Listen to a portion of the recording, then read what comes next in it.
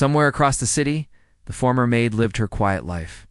She worked, rested, helped where she could. She never knew how often the boy thought of her words, or how often they guided his choices. Kindness, he learned, does not need credit to matter. Months turned into another year. The boy faced challenges. Real ones. A project failed. A decision cost money. A few people blamed him. He listened, learned, and corrected course. He did not collapse. The father watched closely, resisting the urge to step in. He knew now that rescuing someone could sometimes weaken them.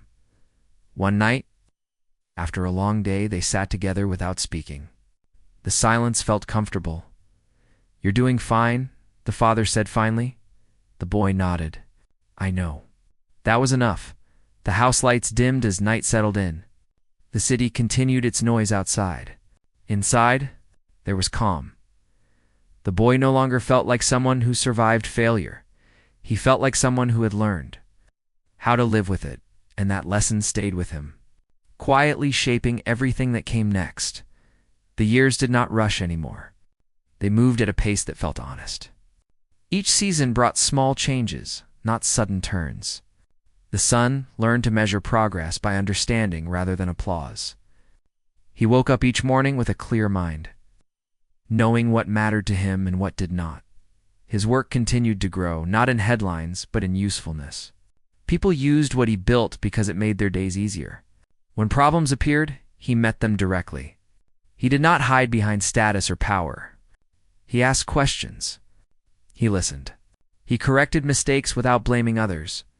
The father watched these choices with quiet attention. He noticed how teams responded to the son's calm approach.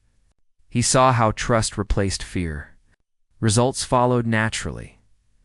There were days when the father wanted to step in, to speed things up or push harder. Each time, he stopped himself. He remembered what control had cost them both. One afternoon, they sat together reviewing a report. It showed steady progress, nothing dramatic. "This won't impress everyone," the father said. The son smiled slightly. "It doesn't have to." That answer stayed with the father long after the meeting ended. Outside the house, the world continued its noise. Opinions shifted. Markets rose and fell. The son did not let these things define his worth. He focused on building systems that could handle uncertainty without panic. Sometimes he failed. When that happened, he spoke openly about it. He explained what went wrong and what he learned. People respected that honesty more than perfection. The house itself felt lighter now. Staff spoke freely. Decisions were discussed. Mistakes were addressed early. The culture no longer depended on fear. One evening, the father found an old notebook on his desk. It belonged to the son. Inside were early sketches and rough ideas, many crossed out. The father flipped through the pages slowly. He saw effort, confusion, growth. He realized then how close he had come to losing all of it. That night, he asked the son to join him for a walk. "I want you to know something," the father said. "I once believed strength meant never bending." The son listened quietly. "I was wrong," the father continued. "Real strength learns." The son nodded. "It took me a long time to learn that too." They walked on in silence. The former maid crossed the son's mind often during these moments. He did not search for her. He trusted that life had placed her where she needed to be. Her lessons stayed alive in his choices. Kindness, patience, belief. Years passed. The son was no longer introduced as someone's heir. He was known for his work. People sought his perspective, not his approval. When asked about leadership, he answered simply, "Care more than you control." The father slowly stepped back from daily operations. He focused on mentoring, not directing. He felt lighter than he had in decades. One afternoon, the son stood alone in the garden again. The same bench, the same view. He remembered how invisible he once felt there. He felt nothing like that now. He opened his notebook and wrote a final thought. "I was never meant to become someone else." Closed the book. The house behind him stood as it always had. But its meaning had changed. It was no longer a place of pressure. It was a place of growth, and the son walked forward, steady and certain. Knowing that his life belonged to him, that was enough. The future arrived quietly, the way it often does when no one is forcing it. There were no grand announcements, no sudden changes that shocked the world. Life continued, shaped by many small choices made over time. The son understood now that real progress rarely came with noise. He spent more time traveling, not to places of luxury, but to places where work felt heavy and unnoticed. He wanted to see how systems touched real lives. He sat with workers during breaks, listened to complaints that had never reached decision-makers, and watched how small problems became big ones when ignored. He took notes, not to impress anyone, but to remember when he returned home. He worked through those notes carefully. Some ideas failed. Others needed more time. A few worked better than expected. Each result taught him something new. The father followed these developments from a distance. He no longer felt the need to question every step. He trusted the process even when it moved slower than he once preferred. He had learned that rushing growth often broke it. One evening, they sat together in the same room where difficult conversations once happened. The atmosphere felt different now, open, honest. "You don't seem worried anymore," father said. "I still worry," the son replied. "I just don't let it decide for me." The father smiled. He recognized wisdom when he heard it. The organization itself had changed. People felt safer speaking up. Problems were raised early. Success was shared, not guarded. Mistakes were treated as lessons instead of threats. Not everyone adapted. Some left unable to work without fear driving them. Others stayed and grew. The son understood that leadership was not about keeping everyone comfortable. It was about keeping things honest. From time to time, people asked about his relationship with his father. They expected a story of conflict or rivalry. There was distance, he said simply. Then there was learning. He never spoke badly of the past. He did not need to. Healing had made bitterness unnecessary. The former maid crossed his thoughts less often now, not because her impact had faded, but because her lessons had become part of him. He practiced patience without thinking about it. He listened without forcing himself. He believed in people quietly. One day he received a message from someone he had once helped. It was short and simple, thanking him for making something easier. He read it twice. That mattered more than recognition. The father began stepping away more fully, choosing a simpler routine. He read more, walked more, thought more. He no longer felt defined by numbers alone. "I spent years chasing results," he said once. "I forgot to notice people," the son nodded. "You noticed eventually." That was enough. On a quiet evening, the son returned again to the garden bench. The city lights shimmered below, unchanged. He remembered the boy who once sat there, invisible and unsure. He felt no anger toward that memory. Only understanding. He opened his notebook one last time and wrote a few words. Nothing was wasted. He closed it gently behind him. The house stood steady, no longer a symbol of pressure, but of lessons learned. Ahead of him, the path felt open. He walked forward without hurry, knowing that his worth was not measured by approval, inheritance, or expectation. It was measured by how he lived, and that was finally clear. The last changes came without ceremony. No speeches, no announcements. Just a quiet shift that people felt more than they saw. The son had learned that endings did not need to be loud to be real. He chose to slow down even more. Not because he was tired, but because he understood the value of space. Space to think. Space to listen. Space to let others grow without his shadow over them. He began visiting the same places again, the ones where his work first touched real lives. He did not arrive with promises. He arrived with questions. What was still broken? What had improved? What needed time? People spoke honestly with him. They trusted him now. He wrote less in his notebook, not because he had nothing to say, but because many answers had already settled inside him. The father watched this final phase with calm acceptance. He no longer measured success by scale or speed. He measured it by peace. One morning, the father called the son into the office. The room looked different now. Fewer papers, more light. "I'm stepping away fully," the father said. The son did not react with surprise. He had sensed it coming. "I'll still be here," the father added, "just not in the way I used to be." The son nodded. "That's enough." There was no contract signed in that moment. No formal handover. What passed between them was trust. The organization continued to function smoothly. Leaders stepped forward. Decisions were shared. Responsibility was clear. The son did not try to become the center. He became the balance. The house was so big that silence lived in it.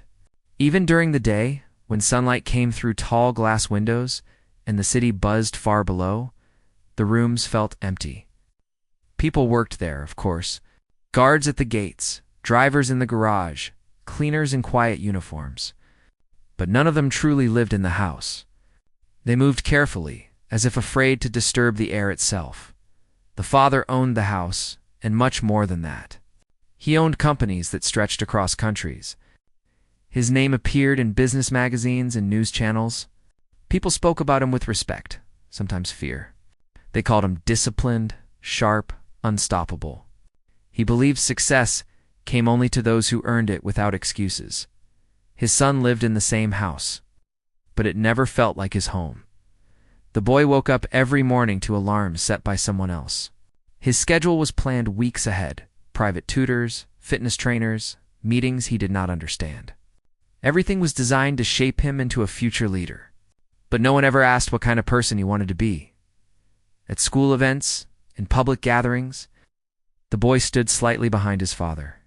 Cameras flashed. The father stood straight, confident, answering questions about markets and growth. When anyone asked about the boy, the father would smile briefly and say, "He's learning." But behind closed doors, that smile disappeared. The boy struggled in ways no one saw as acceptable. He found it hard to focus on numbers that meant nothing to him. He felt uncomfortable speaking in groups. He froze when people judged him. Mistakes followed him like shadows. Every failure felt heavier because it happened under his father's name. The father did not shout often. His disappointment was quieter and colder. "You had every advantage," he would say calmly. "There is no excuse." Those words stayed with the boy long after the conversations ended. One evening, during a formal dinner at the house, something went wrong. Important guests were present: investors, partners, people whose opinions mattered to the father. The boy had been asked to speak briefly, just a few lines prepared by advisors. But when he stood up, his mind went blank. His hands shook. The room waited. Seconds felt like hours.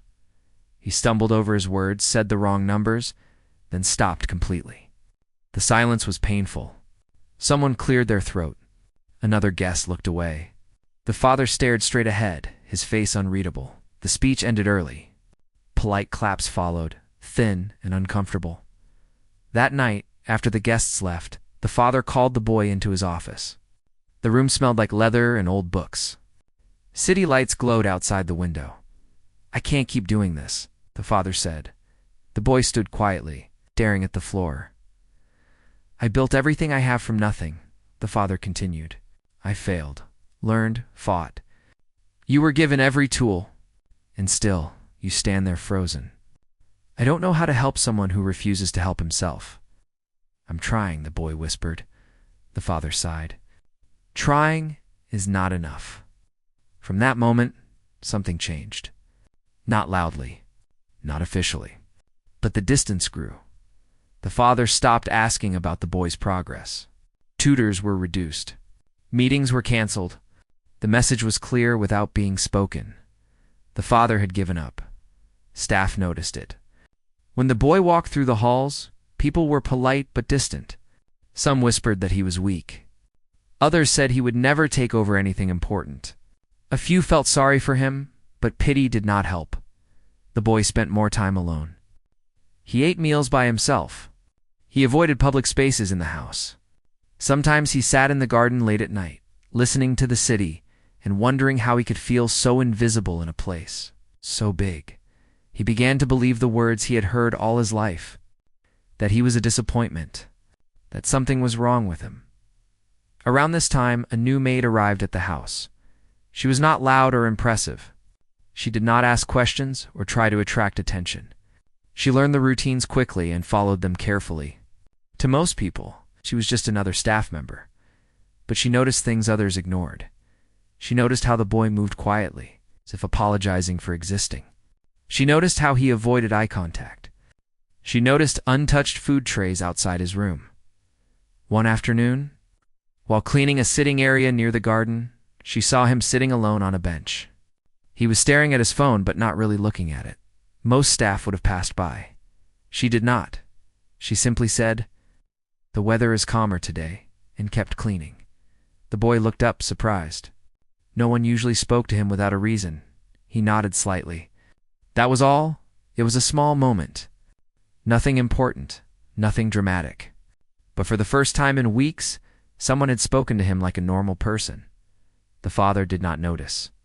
The house continued to function like a well-oiled machine. Meetings, calls, deals. Success moved forward. But somewhere in the quiet corners of the house, something unseen had begun. The boy still felt lost. The father still believed he had done everything he could, and the new maid continued her work, unaware that her simple presence was about to change a life. This was only the beginning. Days passed quietly in the large house, but for the boy, time felt heavy. Each morning felt the same as the one before. He woke up without purpose, went through routines that no longer seemed to matter, and spent long hours alone.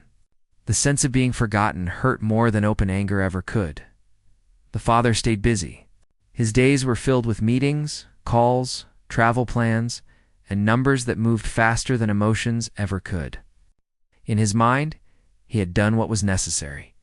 He believed some people were simply not built for pressure, and forcing them only caused more damage. Letting go, he thought, was the logical choice. The boy did not see it as logic. To him, it felt like being erased. He stopped trying to impress anyone. He no longer checked his grades with hope. When tutors came, he listened politely, but without energy. The spark that once pushed him to try, even when he failed, slowly faded. Staff members noticed the change. Some felt uncomfortable. Others avoided him more than ever, as if his sadness were something that could spread. A few whispered that he was lucky to live in luxury and had no reason to feel this way. They did not understand that. Loneliness does not care about wealth. The new maid continued her work quietly. She cleaned rooms, arranged shelves, and followed instructions without complaint. But her eyes were observant. She paid attention to the small details of the house, especially the ones others overlooked. She noticed that the boy often skipped meals. Plates returned untouched. Glasses of water left full. She noticed his room light stayed on late into the night. She noticed the way he flinched slightly whenever footsteps passed his door. One evening, while clearing a hallway, she found a book left on a chair near the window. It was not a business book or a school textbook. It was about building things with simple tools, explaining ideas in pictures and stories. She smiled softly. The next afternoon, she crossed paths with the boy again near the garden. This time, he was sketching something on a notepad. When he noticed her, he quickly tried to close it. "You don't have to hide it," she said gently. He hesitated. "It's nothing important." She nodded. "Most important things start as nothing." He looked at her, confused but curious.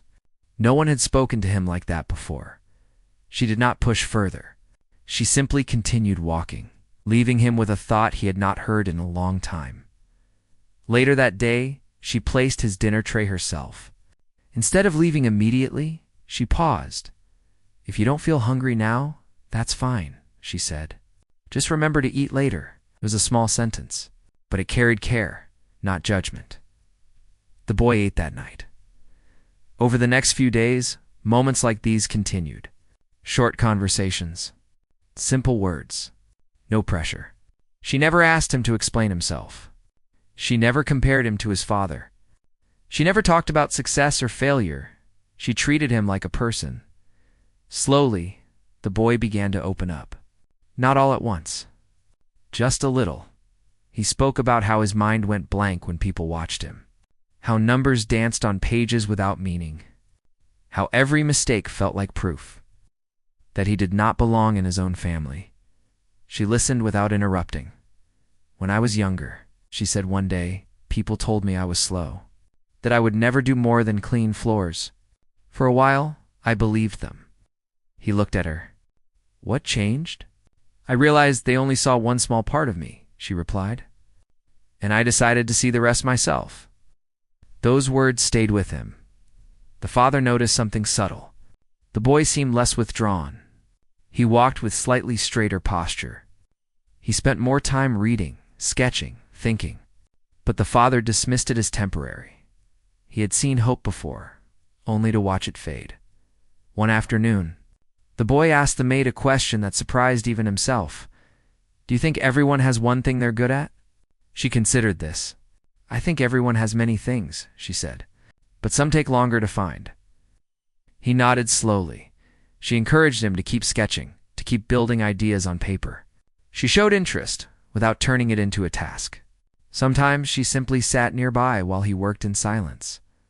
The house did not change. The father did not change. But inside the boy, something small began to grow. Confidence did not arrive suddenly. It came quietly in moments of being seen.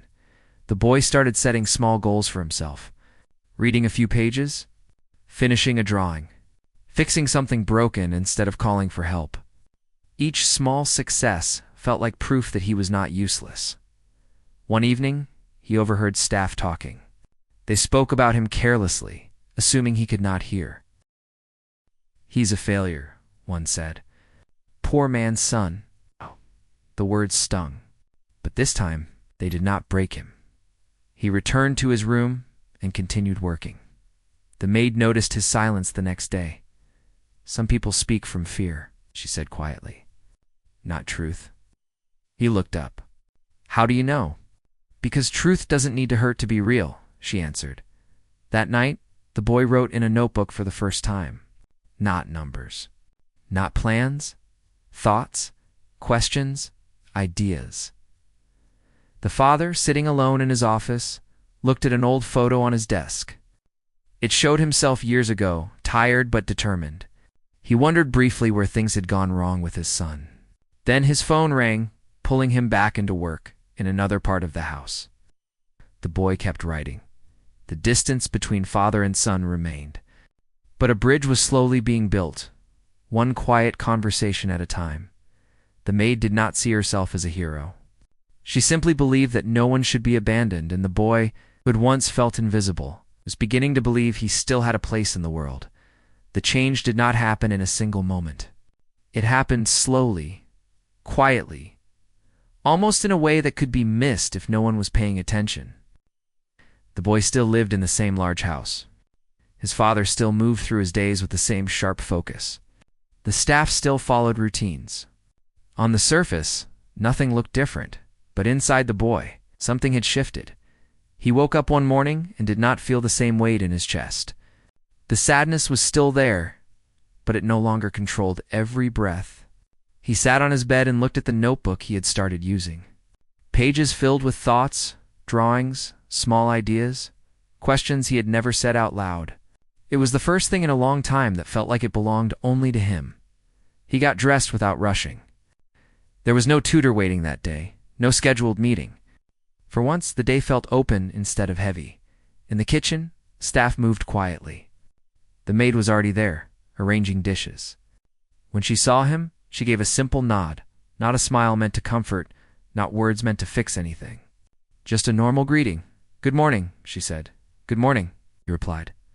That alone felt like progress. He sat down and ate breakfast without forcing himself. The food tasted better than it had in weeks. As he ate, he noticed how calm the room felt. No pressure, no expectations. Later that day, he went to the small storage room near the back of the house. It was a place most people ignored, filled with old tools, unused furniture, broken items waiting to be thrown away. To him, it felt like a place where mistakes were allowed. He picked up an old lamp that no longer worked. Instead of calling someone to fix it, he took it apart carefully just to see how it was made.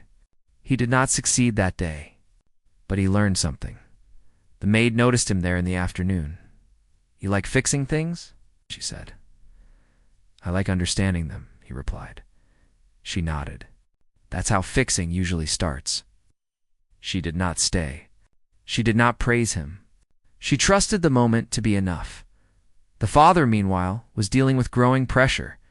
A major project was falling behind schedule. Advisors disagreed. Partners questioned decisions. For the first time in a long while, things did not move exactly as planned. He handled it as he always did, with control. But late at night, when the house grew quiet, he sometimes thought about his son. Not with anger. With confusion. He had expected the boy to fight harder, to demand attention, to prove him wrong. Instead, the boy had grown silent. That silence unsettled him more than failure ever had. Still, pride kept him distant. The boy continued building small routines. He spent time reading books that explained ideas visually. He sketched designs, not knowing what they were for yet. Sometimes he failed and felt frustrated, but he no longer saw frustration as proof of weakness. One evening, while working in the storage room, he accidentally cut his finger. It was minor, but it surprised him.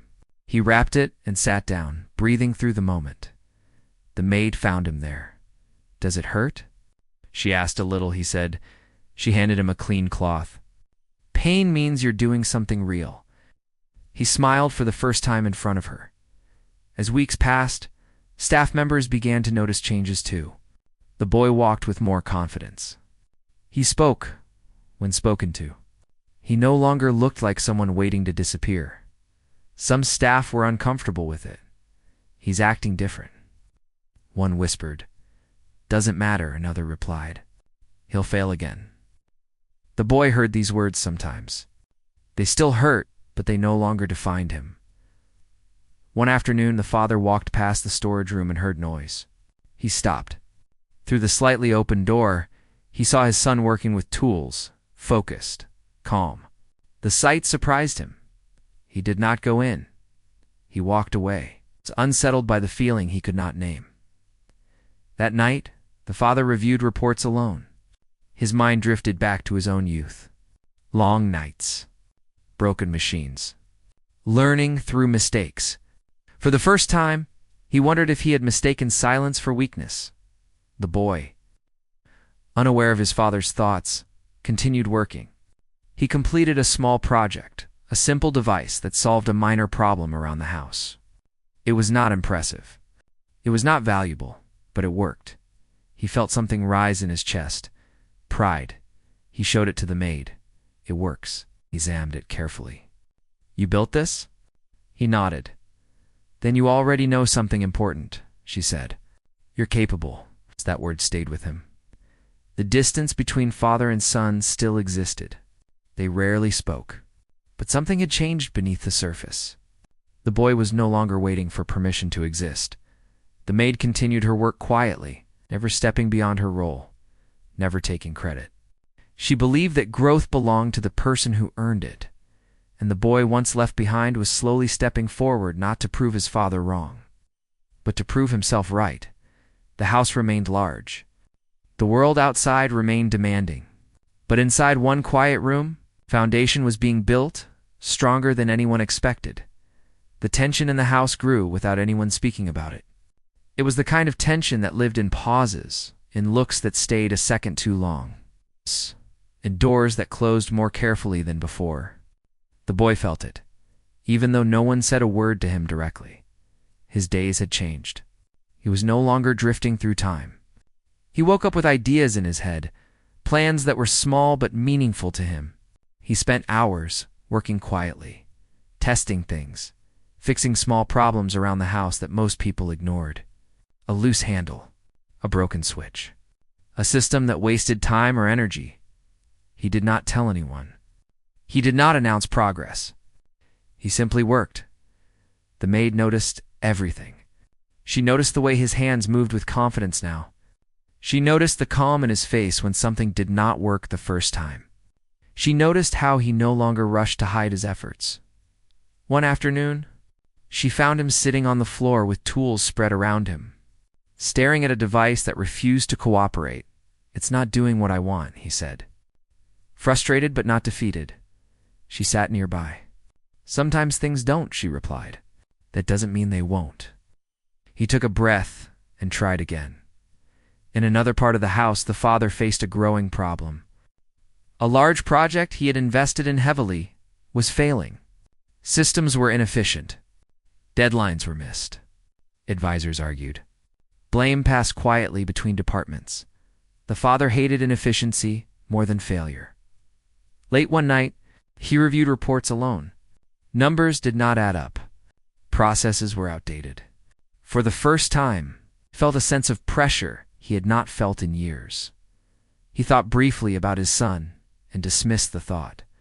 The boy, meanwhile, had noticed something odd weeks earlier while walking past offices in the house. He had seen staff repeating tasks, wasting time, following systems that no longer made sense. At first, he ignored it. Then curiosity pulled him back. He started observing patterns, writing notes, sketching improvements. He did not know why he cared. One evening, showed the maid his notes. "I think there's a better way," he said quietly. She looked at the pages. "Then maybe you should show it," she said.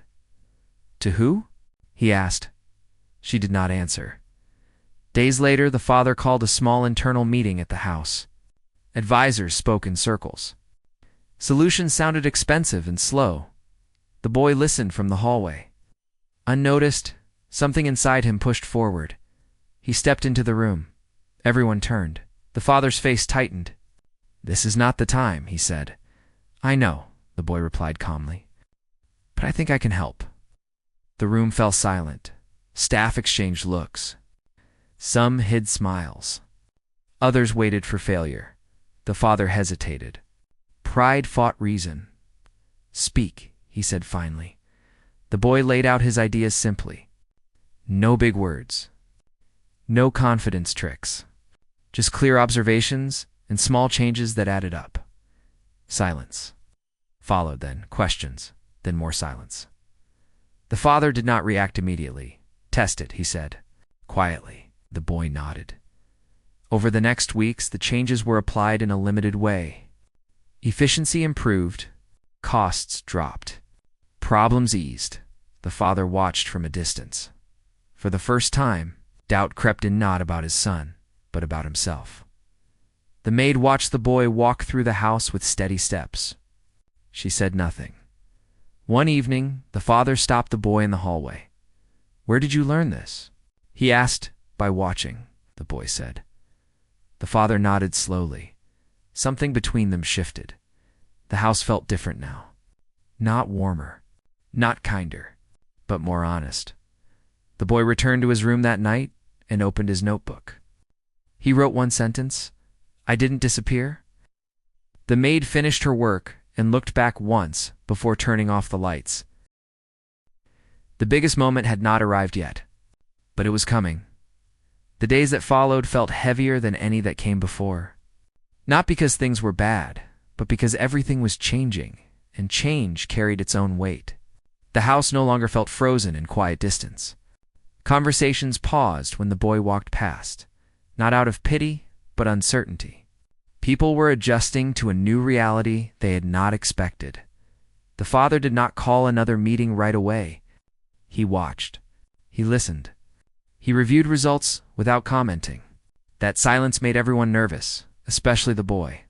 For the first time, the boy was not afraid of failing in front of others.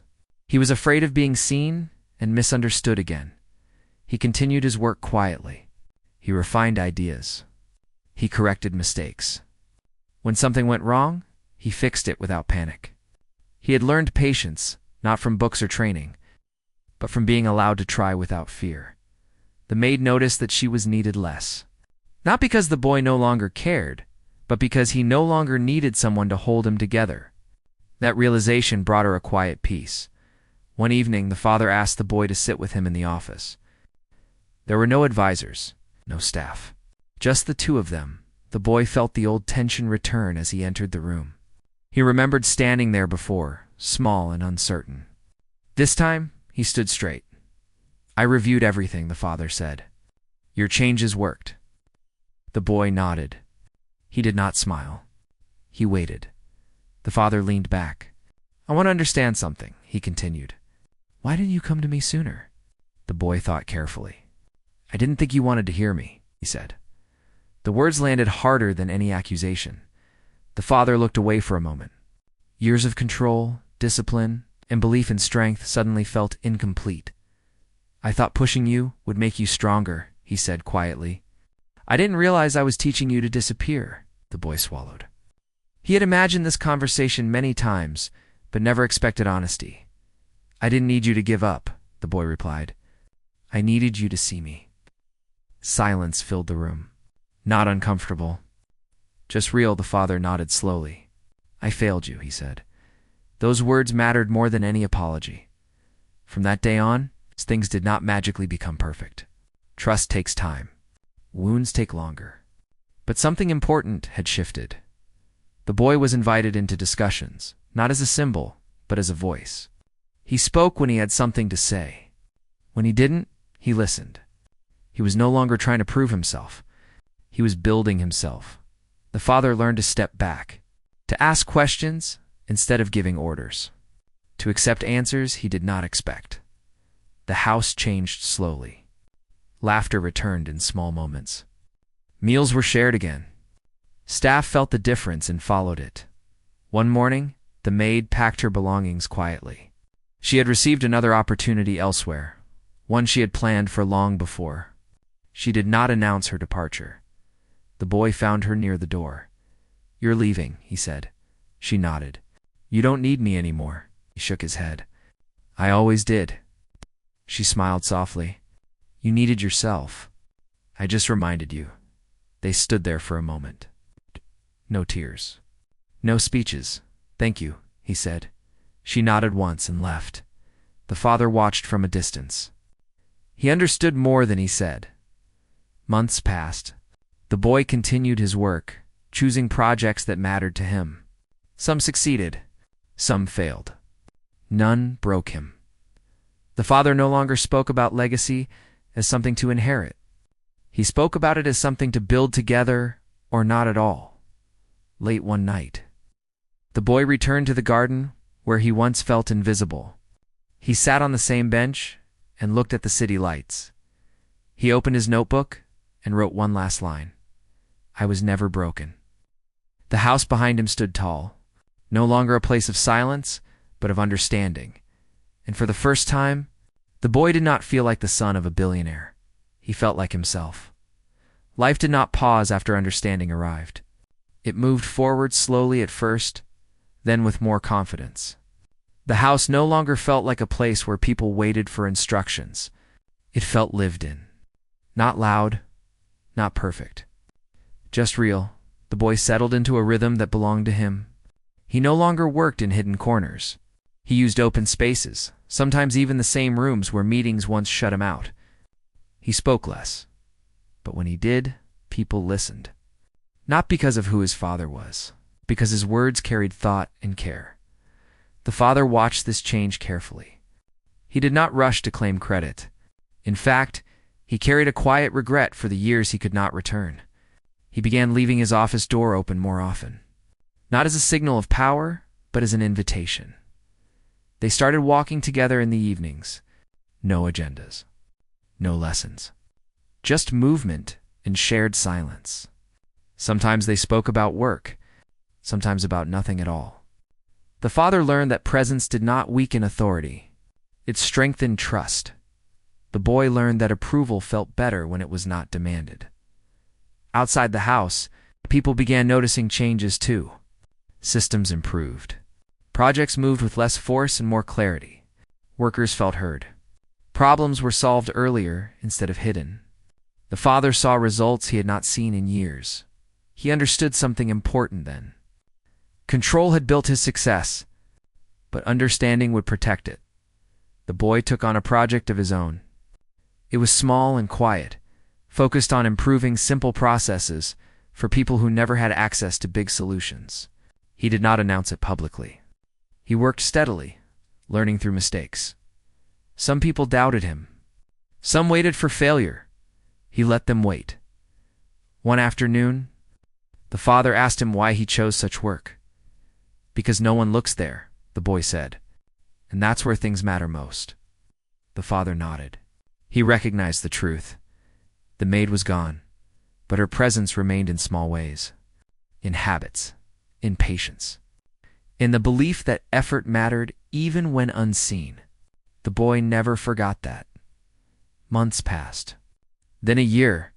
The boy stood taller now, caught up because of confidence borrowed from success, but because he knew how to stand after falling. He made decisions without fear of disappointing anyone. When he failed, he learned. When he succeeded, he shared credit. The father stepped back further, not out of weakness, but trust. He no longer saw legacy as a name passed down. He saw it as values passed forward. One evening, they stood in the garden together. The city lights looked the same as always, but the boy felt different. "I don't need to become you," he said. The father smiled. "I was hoping you wouldn't." They stood there in silence. The house behind them was still large, still impressive, but it no longer felt empty. Somewhere else, the maid started a new job. New place, new routine. She never knew how far her kindness traveled.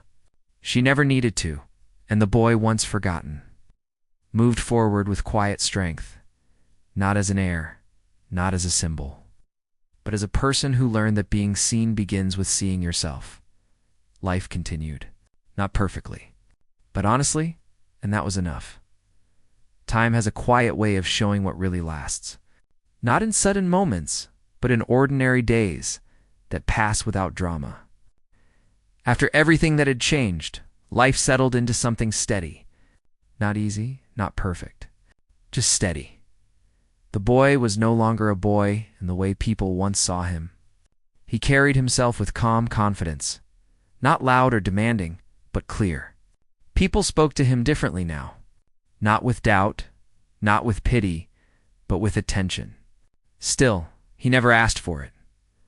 He spent more time outside the house than before, visiting small offices, workshops, and places where people worked with their hands and minds without recognition. He listened more than he spoke. He learned how systems failed real people, not on paper, but in daily life. Each visit left him thinking. The father watched from a distance. He did not interfere. He had learned that guidance did not mean control. Sometimes it meant letting someone walk alone and trusting they would find their way. They still talked. Often in the evenings, conversations were simple. About choices, about mistakes, about how fear can hide behind strength. "I thought being hard would protect you," the father admitted one night. "It didn't," the son replied gently, "but letting go did." The father nodded, accepting the truth without defense. The boy's project grew slowly, not in size, but in meaning. People began using what he created, not because it was perfect, but because it was practical. It solved small problems that had been ignored for years. Some advisors suggested expanding quickly. He refused. "I want to understand it fully first," he said. "Growth should follow purpose, not chase it." The father heard those words and felt something close to pride. Not the pride of ownership, but the pride of recognition. Inside the house, staff felt safer. Decisions were explained. Mistakes were corrected without fear. The culture shifted from silence to honesty. Not everyone liked it. A few people left. Others stayed and adjusted. The boy understood then that change always costs something. One afternoon, he found himself back in the old storage room, the place where everything began. The tools were still there, worn but familiar. He picked one up and smiled. He remembered how small he once felt in that room. Now it felt different. Not because the room changed, but because he had. That evening, he wrote in his notebook again, something he still did when he needed clarity. "I don't need to prove anything," he wrote. I only need to be honest. The father, alone in his office, read a message from an old partner asking about succession. He replied simply, "There is no rush." For the first time, legacy did not feel like pressure. It felt like possibility. Mistakes still happened. He faced them openly. He did not hide behind authority. He apologized when needed. He corrected course when wrong. People followed him not because they had to, but because they wanted to. The house felt smaller now. Not because it had changed, but because it no longer carried fear. Rooms were filled with conversation. Laughter appeared without effort. One evening, the son found himself alone again in the garden. The bench waited as it always had. He sat down and closed his eyes. He thought of the boy who once believed he was broken. He thought of the silence, the pressure, the feeling of being unseen. He felt no anger toward those memories, only gratitude. Without them, he would not have learned how much quiet belief could matter. He opened his notebook for the last time. "I am enough," he wrote. He closed it and left it on the bench, inside the house. The father stood at a window, watching the city lights. He felt lighter than he had in years. "I did not lose my son," he thought. "I finally met him." The night passed quietly. Life continued the next day, as it always does, but something had ended, and something better had begun.